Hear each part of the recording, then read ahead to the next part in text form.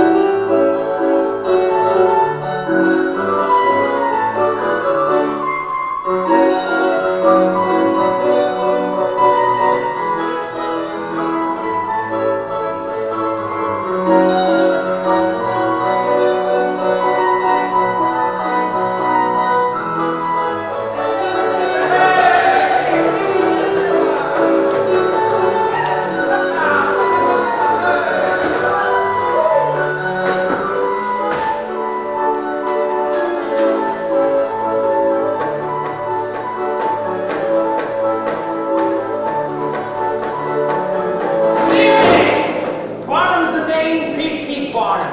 And tonight on this stage, I'm going to show you every sight and wonder that that name stands for, including Jumbo, the largest elephants in the world, the great white whale from Labrador, General Tom Thumb, only 25 inches from toe to ground, Joyce Het, the oldest woman alive, and the rarest and most beautiful bird in captivity, the Swedish nightingale, plus a cast of hundreds, no, thousands, including marching bands, standing bands, tumbling bands, flying bands, bands of every size, shape, and description. And here they are! All right, I know what you're thinking. You don't see any 25-inch men or flying bands. But like I told you, Barnum's the name, and humbug's my game. Wait a minute, where are you going? Home. Well, I got a point of view to expound, defending the noble art of humbug. Which I happen to be in disagreement with, as it's no more than a shoddy defense of flim-flam, so it doesn't behoove me to stick around. Respect for the speaker, madam, requires you to listen while he sets forth his convictions. And respect for my own convictions requires you to set forth, which I'm doing. Then go. Isolated dissent can hardly be turned. One small voice can quite easily be ignored. Good day, Mr. Barnum. Of course, it doesn't help anyone that one small voice happens to belong to his wife.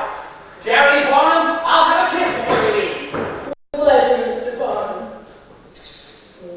You may not make much sense, but you're beautiful.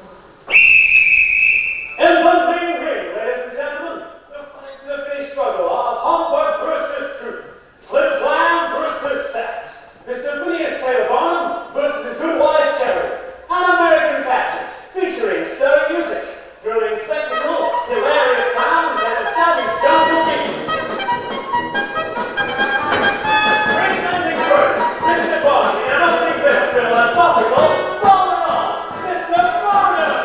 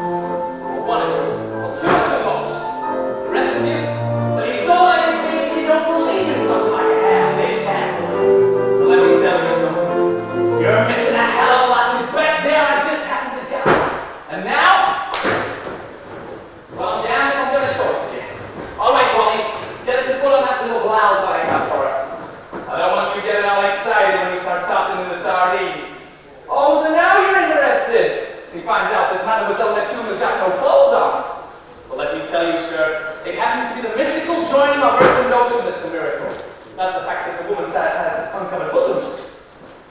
Pearly pink and simply beautiful though they may be.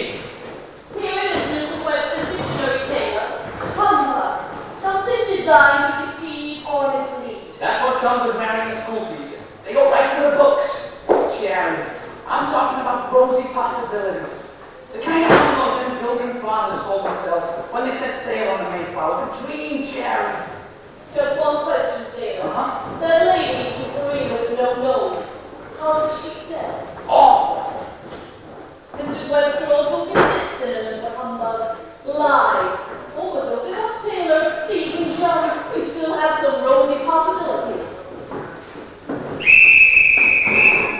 In the politics, humble beginnings, as is the victory won. In this presentation of the intent, there is only to go. Quicker than you can say it, George Washington.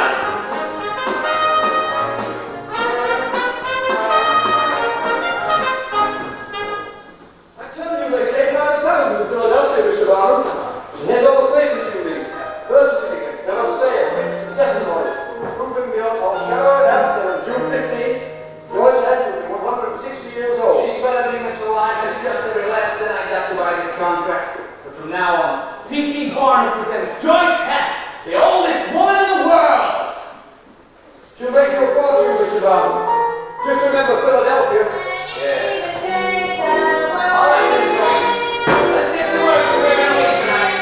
Step right out. See you. Joyce Heck, the oldest woman in my life, right here. I'm going to just get out of the ground. All right, everybody over here. Come on, sir. You want to see Joyce Heck? Joyce, get flat up. I don't understand it. Joyce, we came by the thousands in Philadelphia. And won't buy by the thousands. You can have Mr. Barnum. Anyway,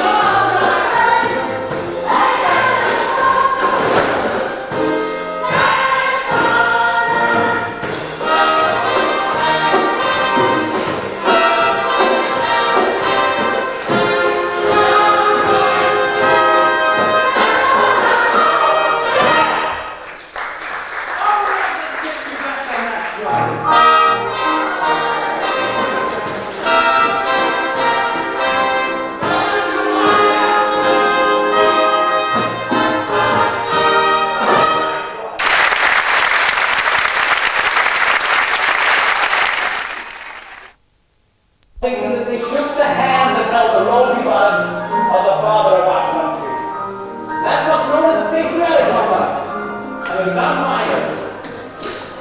Now the choice was a success. I started signing up new attractions.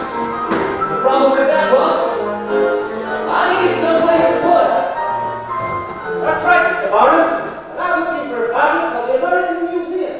But how can it turn into no sideshow? I couldn't agree with you anymore, sir. So I intend rebuilding the whole museum, putting in the most educational attractions possible, including 3 galleries of art, a lecture hall seating 2,000 people, and in the rotunda, sir, a glass tank containing a living, breathing, great spouting whale. And just to help you make up your mind, sir, may I present you with 1 courtesy ticket entitling you and a friend to free admission upon payments of half the normal price on any Tuesday, Wednesday, or Thursday between the hours of 12 noon and 1 p.m. Is that a deal, sir?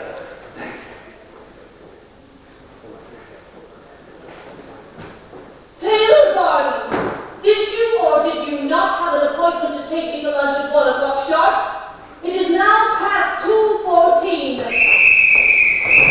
In the real ring, ladies and gentlemen, Mr. P.T. Barnum versus the most ferocious of all jungle beasts, the female of the species, who has been debated for over 1 hour and 14 minutes. Mr. Barnum will face his most dangerous creature, unarmed.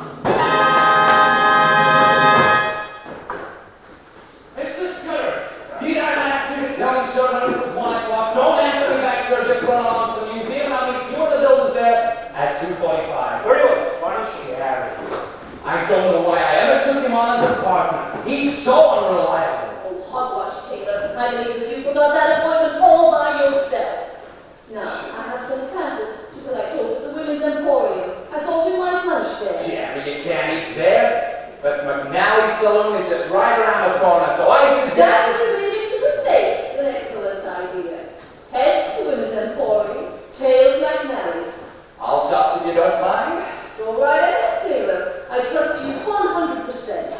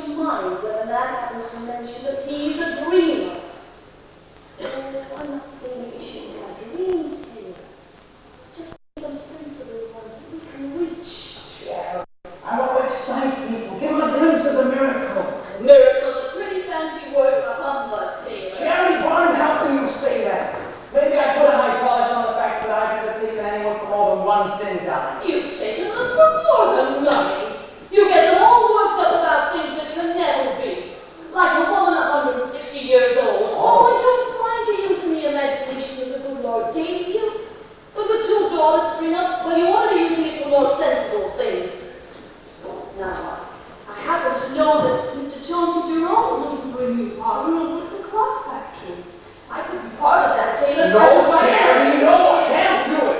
Tick-tock, tick from 10 to 6, with only the occasional bong to break the monotony of 10,000 cuckoos looking out of 10,000 little holes. Every man's got a temperament, Mrs. Barnum. Mine is just not suited to tick-tock, cuckoo, and bong. So, I shouldn't have brought it up. Of course you should, Sherry, of course you should. That's half a woman's job, bringing up things a husband doesn't want to hear. But it's just not the right color for me. Say the word, Bridgeport clockworks, what do you see? Grays and browns. You step inside any sideshow, and you've got fire engine red, Kelly green, butter yellow. Oh, Sherry, it's like living in a giant computer. And it's not for my own selfish reasons, Sherry, but I need all them colors. I want to splash them out for the whole world to see. The colors of my life are bountiful and gold. The glory of the rainbow, the gleam of green and gold, the splendor of a sunrise, the dazzle of a flame, the glory of the rainbow, I put 'em all to shame. No quiet rising grace, I'll take my days instead, and fill them till they overflow with rose and cherry red. And should this silent world grow dark one day, the colors of my life will leave a shining light to show the way.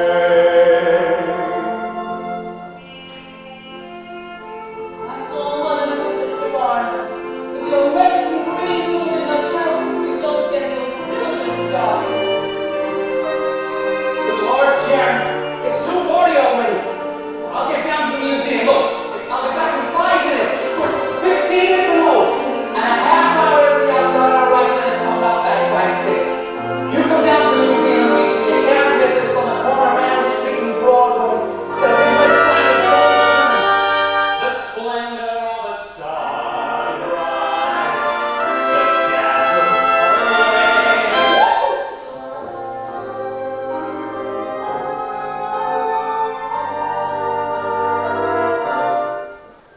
It's your own fault, Sharon Barnum. If you'd have asked a few logical questions before you married him, you'd have put a healthy distance between yourself and the fella who wants to give the whole world a paint job. Which I'm not so sure it needs. The colors of my life are softer than a breeze. The silver of lighter dawn, the dappled green of trees, the amber of a wheat field, the hazel of a sea, the crystal of a raindrop on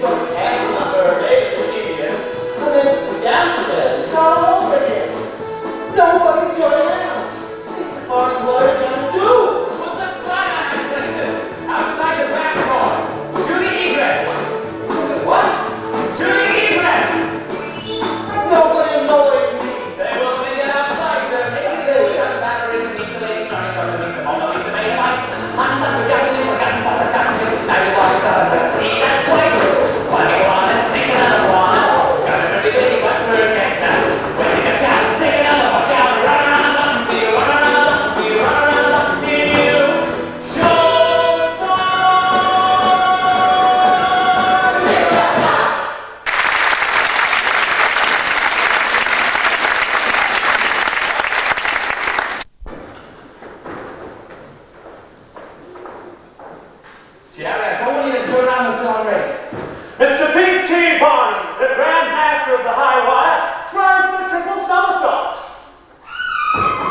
And falls, which gets him plenty burned up. All right, now. Good Lord, Henry.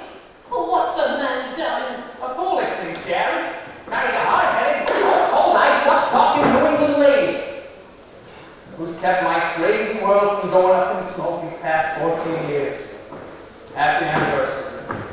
Oh, I might have been foolish enough to marry you, Taylor, but that doesn't mean I can't count, and our anniversary isn't for another 6 months. Not ours, the museum's. Oh, have you forgotten that exactly 1 year ago today we opened our doors to the public? So you go upstairs, put on your best dress, because I intend taking you, me, and those pearls to Rector's Restaurant in New York City. Oh, I'm sorry, Mr. Barnum. I am not going to any Rector's restaurant. The food's too rich, the people too fancy, and, well, I don't even want to discuss the prices. I'm staying right here. This is time to try and marry the humbug. Charity Barnum, I happen to be married to the prettiest woman this side of Connecticut, and it's my God-given right to show her off every once in a while. So you go upstairs and put on your best dress, or else certain very costly anniversary gifts are going to have to be returned. All right, so it sometimes fails. Charity Barnum, what am I going to do with you? Well, with me, Taylor, same as I do with you.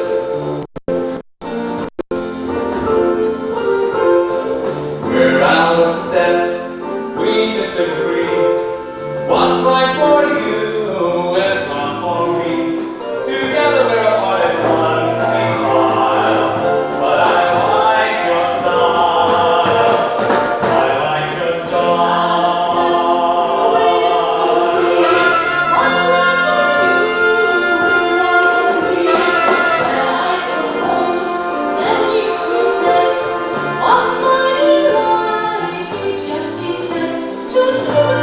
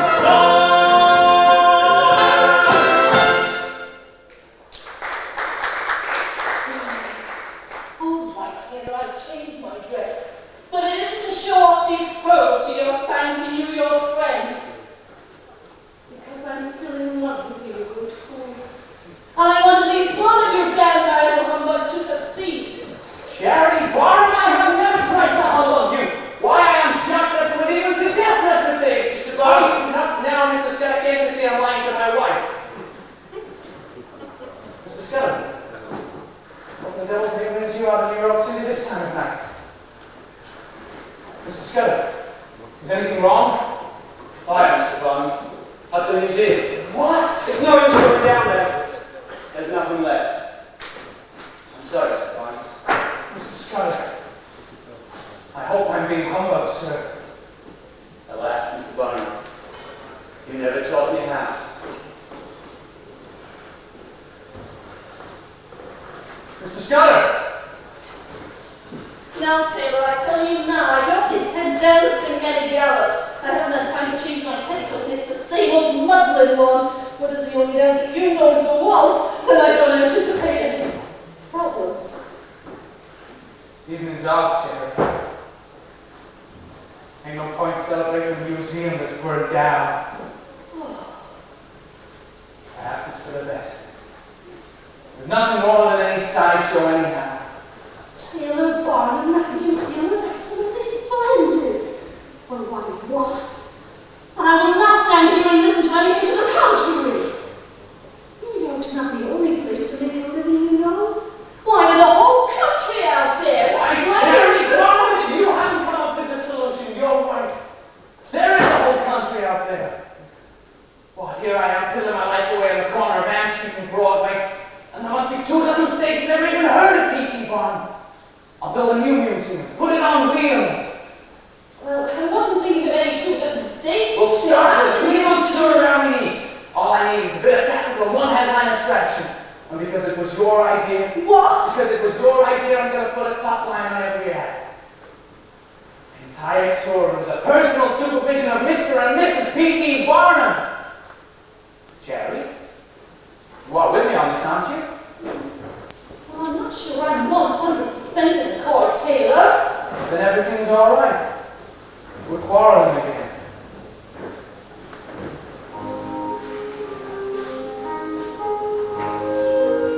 I hope I'm not interrupted anything, Mr. Barnum. You are, Mr. Stratton. Well, our appointment was for 2 o'clock.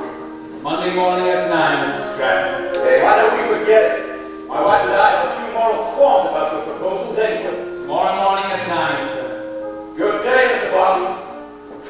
All right, damn it, here I come. Here, I've got to see him. He's got that headline attraction I was talking about. You go on dancing, and I'll be back as soon as I can.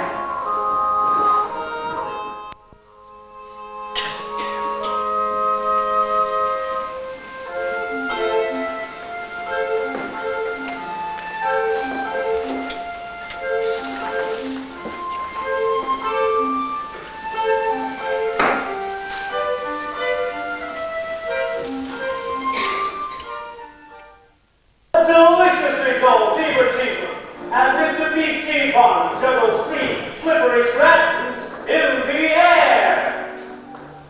All right, Stratton. What's this about moral qualms? Let me say right away, Mr. Barnum, that my wife and I have the highest of personal regard for you. I smell a humbug. But as God is our witness, A holy humbug, the worst kind. but to permit you to exploit our son Charles's oddities for such a small sum of money is an insult to a Christian conscience. Now, the key word in that sentence was not Christian.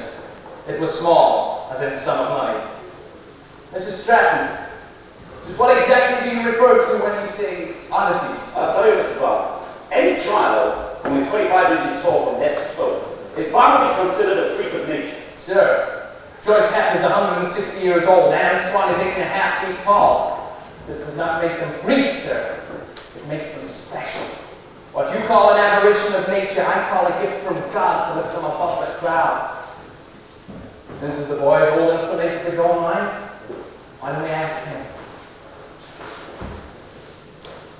Well, Charlie, I want you to come and join my show, but I'm not going to fool you.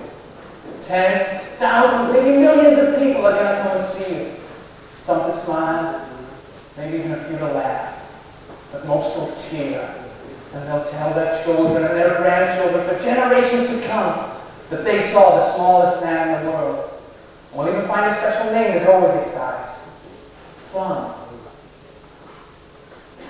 And not forgetting the princely salary of $15 a week payable to you and your good family. Well, son, I'll put it as fairly as I can. What do you say? Yeah, that's right. What I say that name was? Thumb. Tom Thumb. Sounds a bit skimpy to me. We need something, we need to put a handle on it. How about Sir Thomas Thumb? Nah. The Right Honorable Thomas Thumb. No, that's even worse. I got it. Captain Tom Thumb. Oh, what the deuce. In for a penny, in for a pound. General Tom Thumb! Ladies and gentlemen of the city of Philadelphia, for the first time anywhere, the world's smallest man, General Tom Thumb!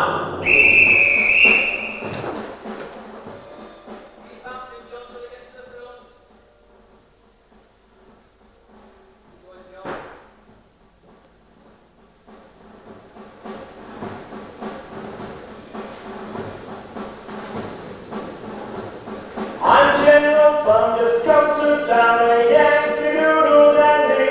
I bet your scrapple washed it down with just a nip of brandy. The man made me presents red, the ladies did salute me. First rate I am, they all declare, and all my possess suit me. My success should open up your eyes. Don't judge nothing just by shape or size.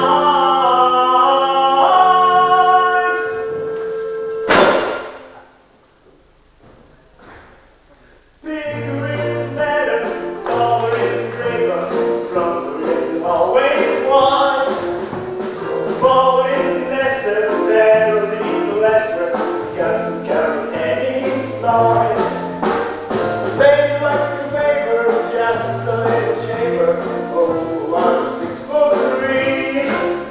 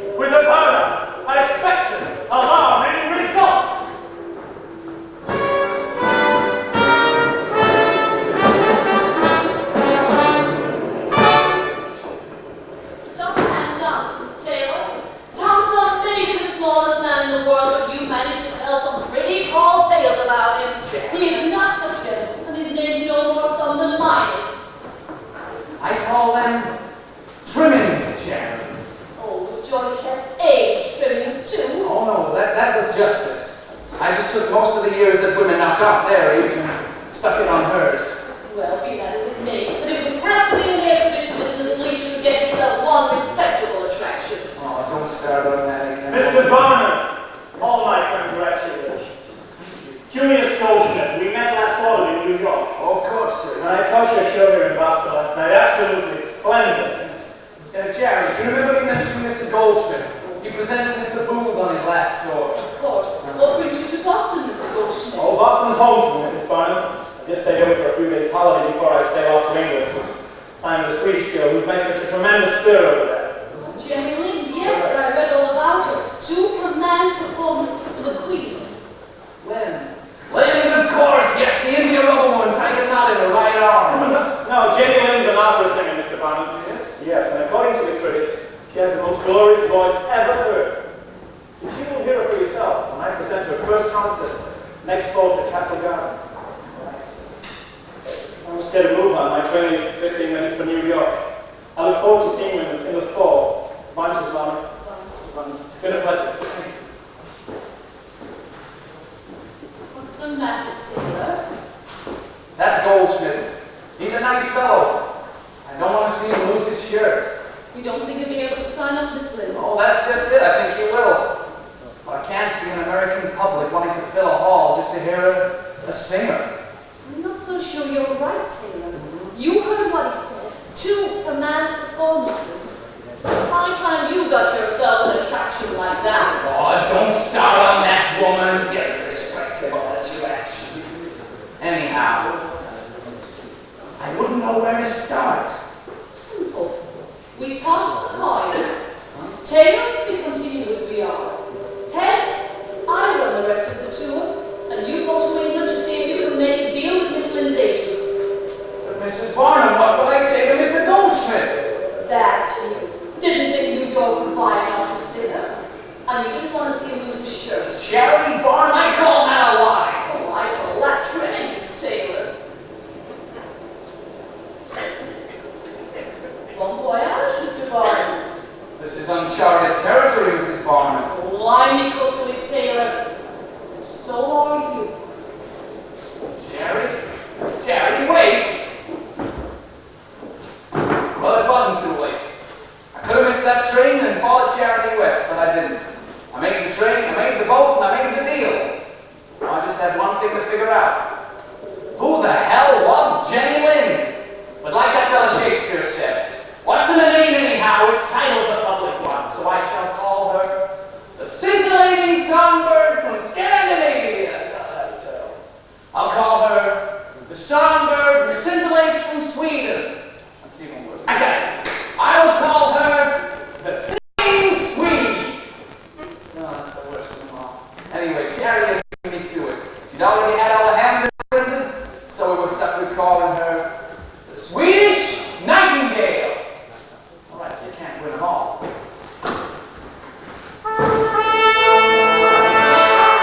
Ladies and gentlemen, for the first time on these precious floors, the world-renowned living statues. Due to the irrespectable nature of this attraction, Mr. Barnum's promotional campaign will avoid any sensational claims and rely upon the plain, unvarnished truth.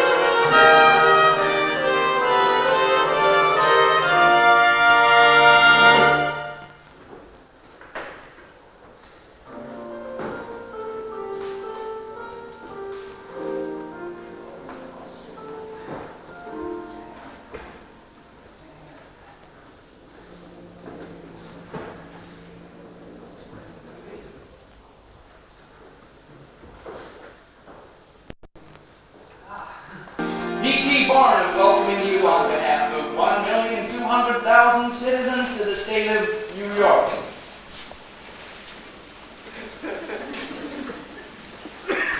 Tell me, how was your crossing? Va fermi.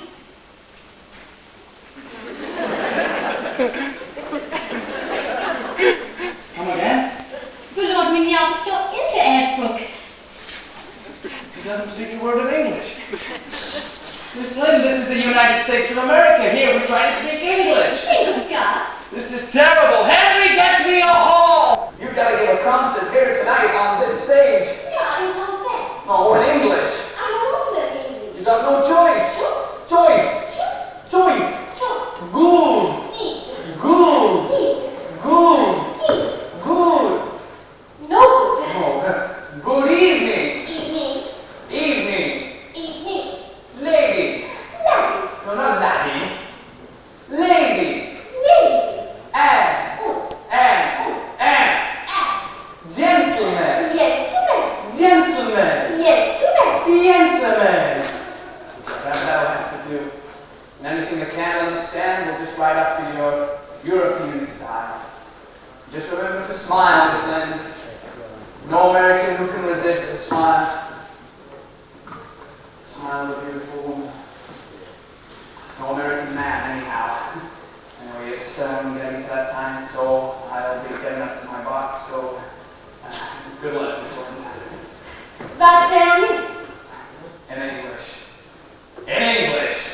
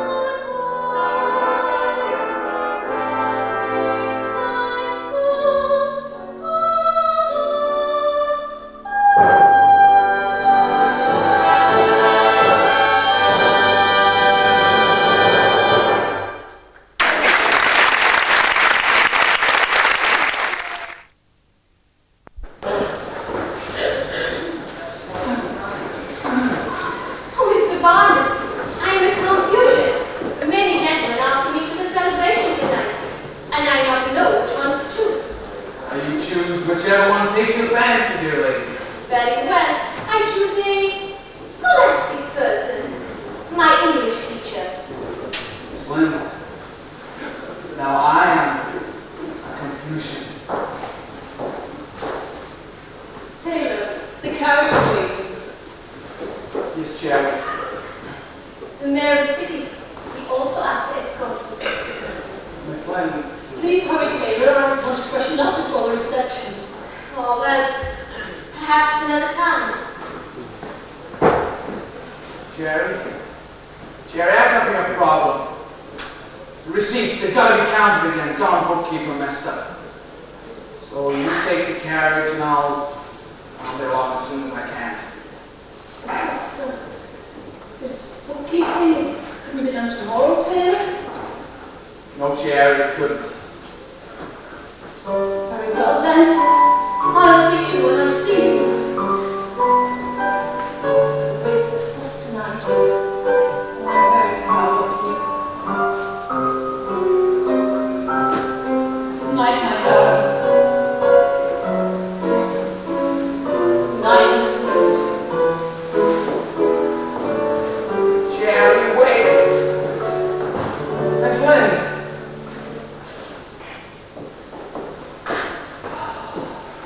Well, damn it! Why shouldn't I take it to the reception? It's only for a few hours anyhow. All my life I've been selling the dreams of somebody else. Isn't it about time I gotta look at it myself? I'm a man, I've got the price of admission. I want to see what's going on inside the tent. I want to see what's going on inside the tent.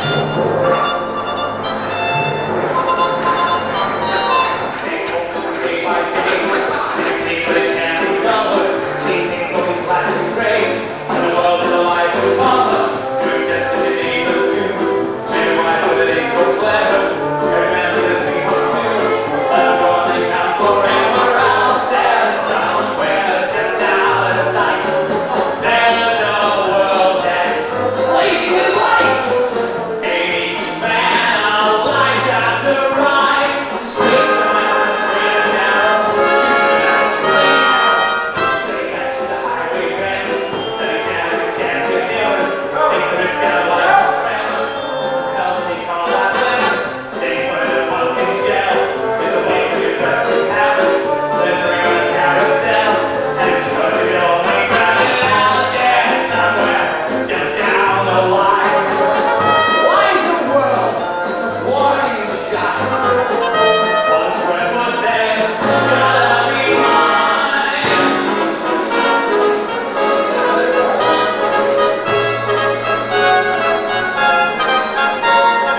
And the sight, once we stand to the golden light, once we hear the morning crows, once we hear the sea rolls.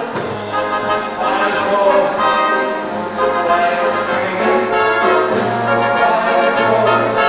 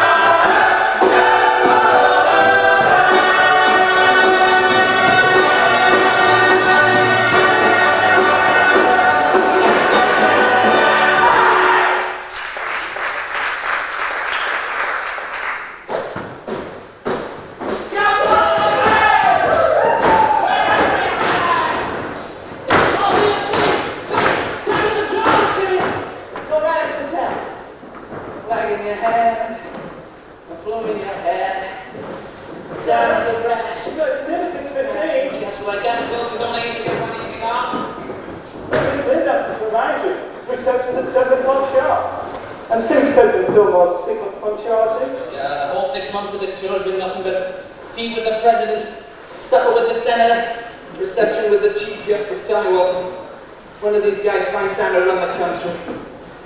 Tell you, I'd give up the whole tour tomorrow just to get away from them. Surely you don't mean that, Mr. Barnum. Yes, sir.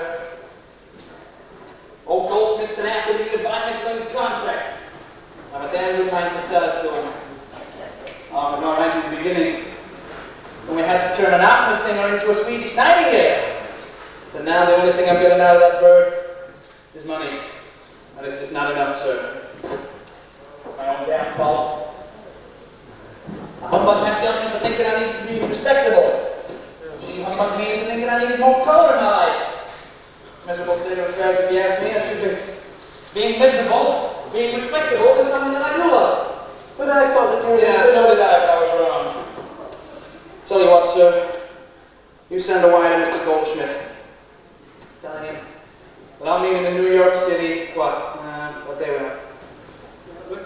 Wednesday, well, we'll meet him day after tomorrow then. And then send another one to Miss Lynn. Or even one to Mrs. Barnum. Telling her that if that coin comes up heads, then I might just be in Bridgeport, in the next week. Don't know why I'm even bothering. None of my female of the species humbugs ever seem to pan out. But then again, sir, I'm too old a dog not to try. Still a miserable state of affairs, all this sort of carrying on in public. Thank you, Wilson, you can go. All this carrying on in public, it's a disgrace. Should never be happening. Phyllis, are you muttering? Me muttering? No, I do not mutter. If I have something to say, then I utter it. I might sputter, but I never mutter. I used to have a mutter. Then I'll just ignore it. I didn't politeness, mother. Still, I think it's all a damn disgrace. I bet I know what this is about. The way the French ambassador smiled at me last night. Wrong. It's the way you smiled at him. One of your number 2 special little trembly smiles. Yes, Oh, Phyllis, I'm a soprano and we flirt. The way you Vasarios mutter. Anyway, what's sauce for the goose is sauce for the gander. What do you mean? Letters. Letters? What letters? Long ones. Daily. To a lady in Bridgeport, Connecticut. Now, if you're willing to give up those letters, I might be willing to give up my trembly smiles. Jenny, I want you to know I'm never going to forget you. Now, let's get the old draw on the fingers. In English, I want for you what you want for yourself. That's a very kind wish, Jenny. All I gotta figure out is what exactly it is I do want. Well, at least we know what it isn't.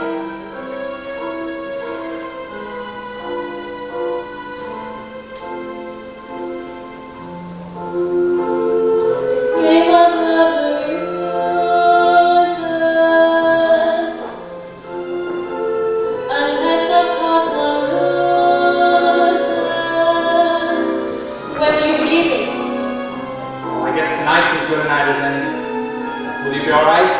Of course. I have a dinner engagement with the French ambassador.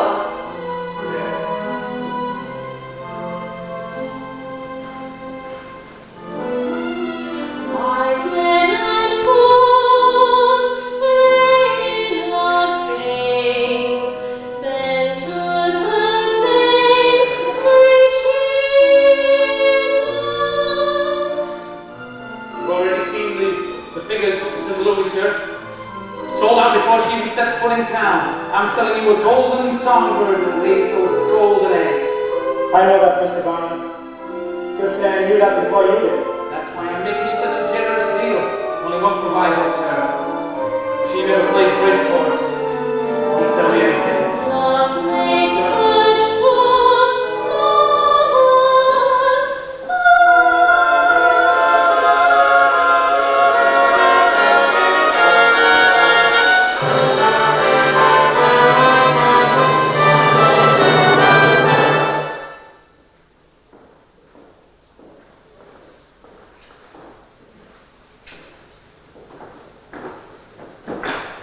Charity Barnum, what are you doing here? You're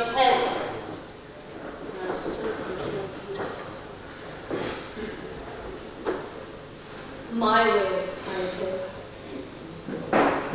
Your way.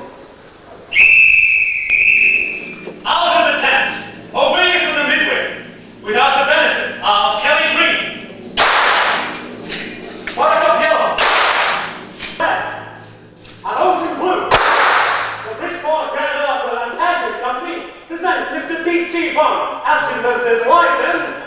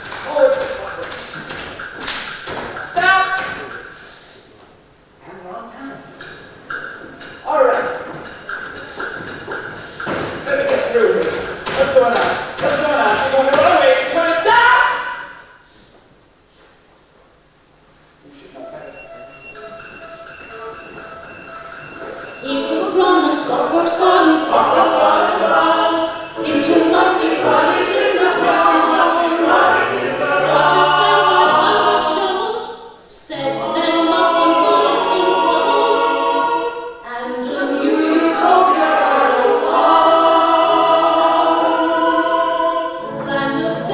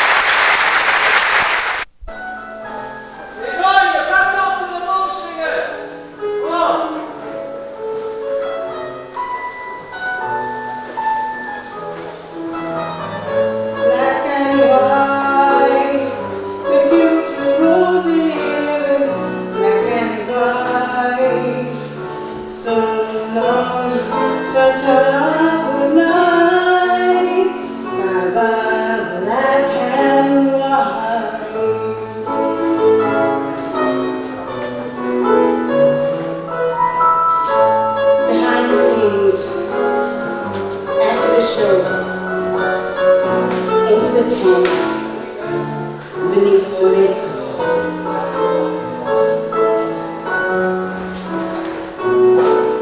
Taylor, wait a minute. Jerry, what is it? It's nothing, dear. Just need to rest for a moment. You know what? So do I. Let's sit a while. On the steps of the city hall. But it's illegal. Well, I'll make that my first job as mayor. That any elected official with a beautiful wife can sit on the steps of City Hall as long as I'm in office.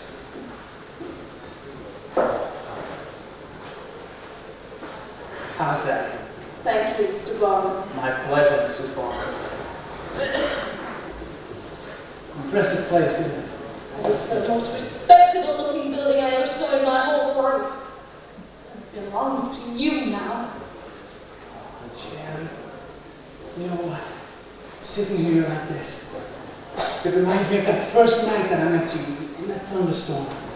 Now, I know you were frightened, but I kept wanting that lightning to flash just one more time so I could get another look at your face. And I closed my eyes every time the lightning flashed, so I never did get a good look at yours until we were standing at the altar. And by that time, it was too late.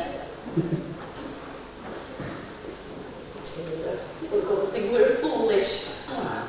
Two old people sitting on the steps of the city hall in the middle of the night holding hands. Who says we're old? Maybe I got a few gray hairs and a couple of laugh lines. But you don't look a day older than the first night I met you in that thunderstorm. 22 or 3 at the most. And that, my dear, is the least humbugging thing I have ever said. You're going to be wonderful in politics. But I don't expect you to be mayor for more than one term. I've already got my eyes on the Senate seat for you. And not the state Senate either. Jerry, you're talking about Washington. Heads say that you can do it, Taylor. Jerry, you don't toss a coin on whether you're going to run for U.S. Senate or not. That takes thinking about, considering, contemplating. And how come in 25 years of tossing that coin, it's never once come up tails? Oh, I guess fate has been on my side. That and the fact that this coin just happens to have 2 heads. What? Charity Barnum, you stacked the deck on me. I haven't been watching you for 25 years for nothing, Taylor. I'm going to run for your damn Senate. And it's because I love you. And I would do anything for you. You have humbugged me good and proper, Mrs. Barnum, and I am most displeased. Well, everything's all right then. Why? Quarreling again. The colors of my life Colors of my life. are softer than a green. The clouds full and bold. The purple glow of indigo. The gleam of green and gold. The dappled green of trees. The splendor of a sunrise. The dazzle of a flame. The glory of a rainbow. I put all to shame. Those quiet browns and grays. I'll take my days instead and fill them till they overflow with rose and cherry red. From by my side, my love should grow. The colors of my life will shine a brighter light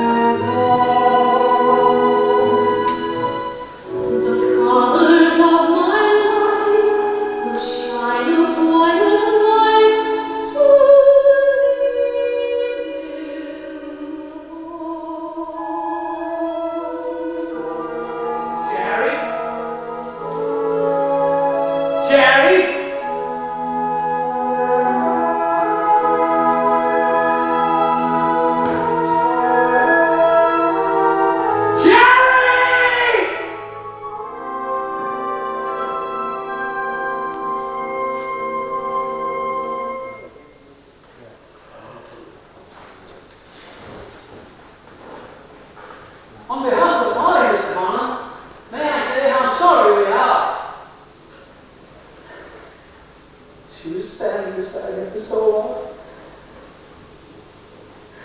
And then we're right on the threshold. I don't want you boys to worry now. Because during this campaign, I'm going to be stronger than ever. Mr. Barnum, I'm afraid there's been a slight postponement on your nomination. What do you mean? What Mr. Pendleton's trying to say is the party's position's changed. We're giving the nomination to Alexander Whitaker.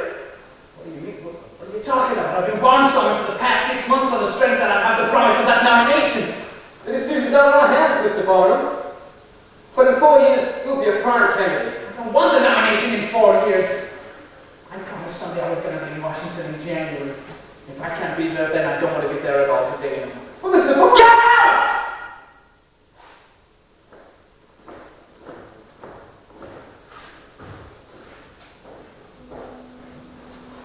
They took me, Sheriff. They took me! 6 months of making speeches. They take that nomination away from me with a lie worse than any humbug I ever told in 35 years of going free. Thought I got it out of my life. But I haven't. Seems as if I don't humbug them, then they're gonna do worse to me. Tell me, Jared. Is humbugging so bad after all? Look at that shipload of Rubens came over on the Mayflower. They were humbugged with a dream of free and equal people. And their dream was strong enough to win them a war. Look at Tom Jefferson and Ben Franklin. They had a dream of some kind of utopia of free and equal people, and their dream shared. That turned out all right. Look at what I'm doing. Up here as mayor for only 2 minutes, and already I've convinced myself I'm second cousins with Thomas Jefferson. Of course, I'm not comparing two-headed frogs with black mermaids, but come on, Sharon, down deep, you gotta admit there's gotta be a connection somewhere. That's all. Up here for 2 minutes. And already I've convinced myself that I'm second cousin with Abraham Lincoln. Don't that prove it, Jerry? Don't that just prove it?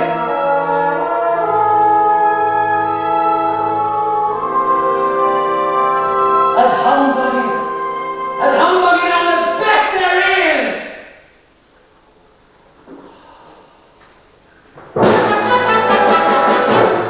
It's a humbug!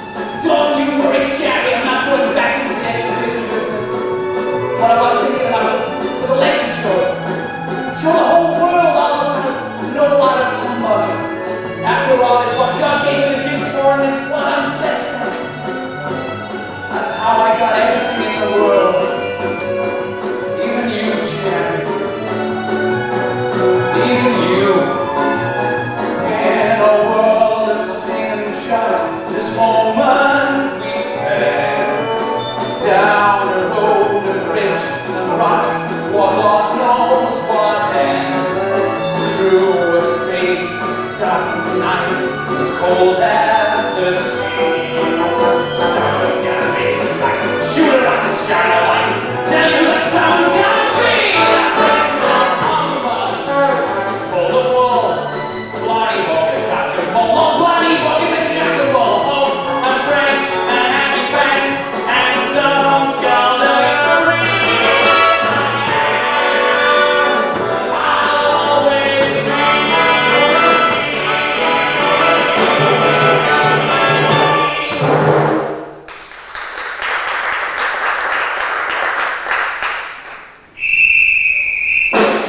The main event, the greatest contest of them all.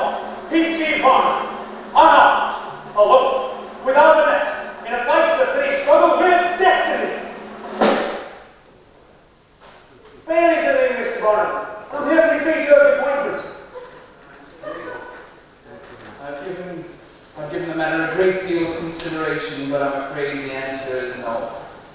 But Mr. Barnum, I sent you those plans and photographs last week. Did you not get a chance to see them? Oh yes, sir, and your menagerie doesn't look too bad. But I've been out of the business for far too long, and I don't intend on going back into it. But if you wouldn't mind a bit of advice. No, I'd welcome it. It's 1880, right? And with Grant in the White House, we've got to hook your attractions to the mood of the nation, right? Broaden your outlook, expand the boundaries.